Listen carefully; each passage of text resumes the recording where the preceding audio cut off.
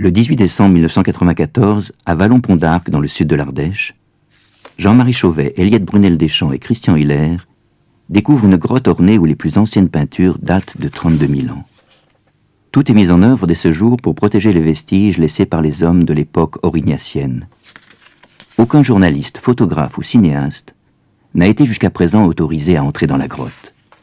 La conservation reste le principal souci des scientifiques. Nous avons donc filmé toutes les campagnes de recherche de l'année 1999 devant la porte. Ceux qui ont accès à la grotte sont un petit peu des privilégiés, quoi. On fait envie, puis quand on est dedans, on se dit qu'est-ce que je fous là, quoi. C'est à peu près ça, quoi.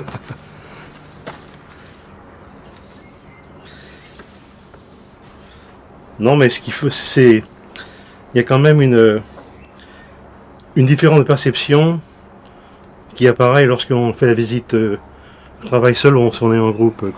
Quand on part, donc, on part à 5 ou 6, vous voyez. Et puis on se répartit sur différents points. Puis il y a des moments où on est seul. Il y a des moments quand on est seul, on a toutes les grottes pour nous.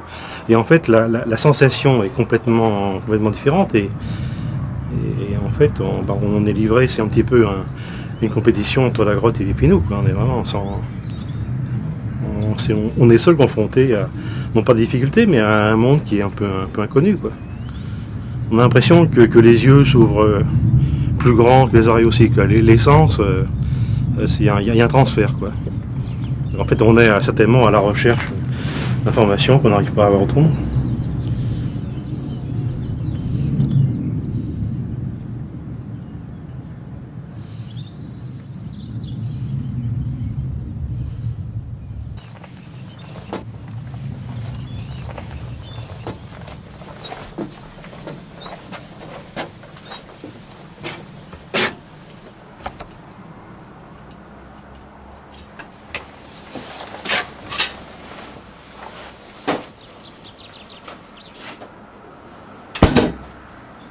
Il n'y a pas de mots. Il n'y a pas de mots. C'est impressionnant. C'est tout qui est impressionnant. Parce que c'est vrai que bon, ce qui est majeur dans ce qui nous intéresse, c'est l'aspect archéologique, bien évidemment. Mais moi, je dirais que je suis sensible en plus à certains domaines, comme le domaine spéléologique, donc le milieu des cavités, des grottes. Mais en plus, c'est une grotte qui est sublime. C'est une grotte qui c'est un sentiment de virginité qu'on retrouve même après 4 ans de découverte. C'est toujours moi, j'y ai un sentiment de virginité de la grotte dedans. Je parle de spéléologie, c'est-à-dire géologiquement, au niveau sol, concrétionnement, etc. Et puis, c'est une grotte, on sent qu'elle est juste effleurée, qu'elle est toute protégée, enfin, c'est magique, c'est magique. Et puis bon, bien sûr, après, il y a la paléontologie qui est fantastique, qui en est presque effrayante, tellement c'est important, tellement c'est visible, tellement c'est dense au niveau richesse. Bon, et puis après, bien sûr, il y a l'aspect pictural, enfin l'aspect œuvre pariétale. Alors là, c'est...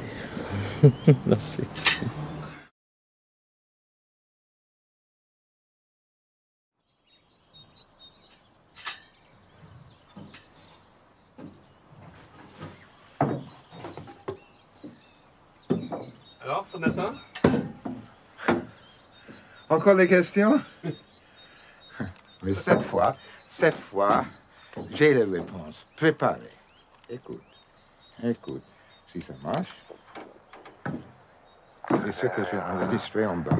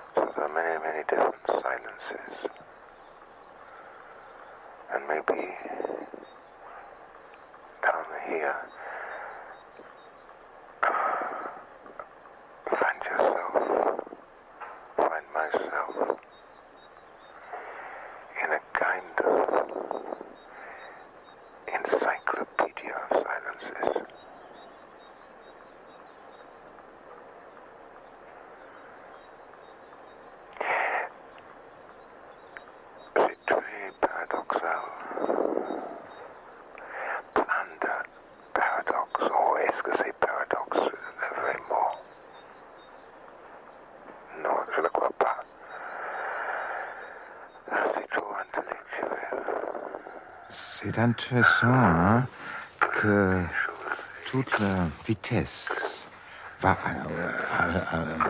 tout à fait différente en bas. Oui? Moi, j'avais l'impression que je parlais assez vite. Mais là, tout est ralenti. À cause de tous les siècles figés. Les dessins en face de moi maintenant étaient dessinés il y a une trentaine de mille d'années. Ils sont là. Ils sont ici, devant moi.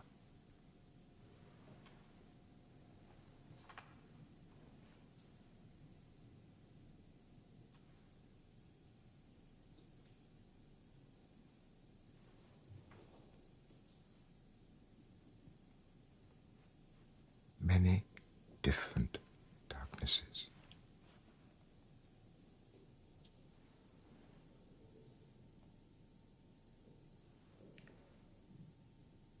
Many, many different silences.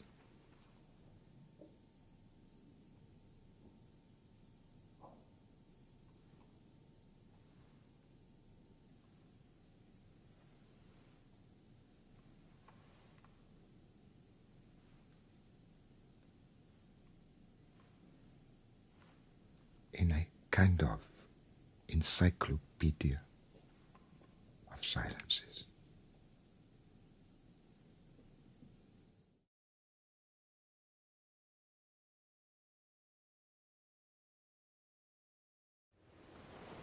C'est une zone potentielle pour toi, là aussi. Sachant que là, a priori, c'est plusieurs individus, hommes et femmes, qui sont allés appuyer leurs mains, toucher la paroi.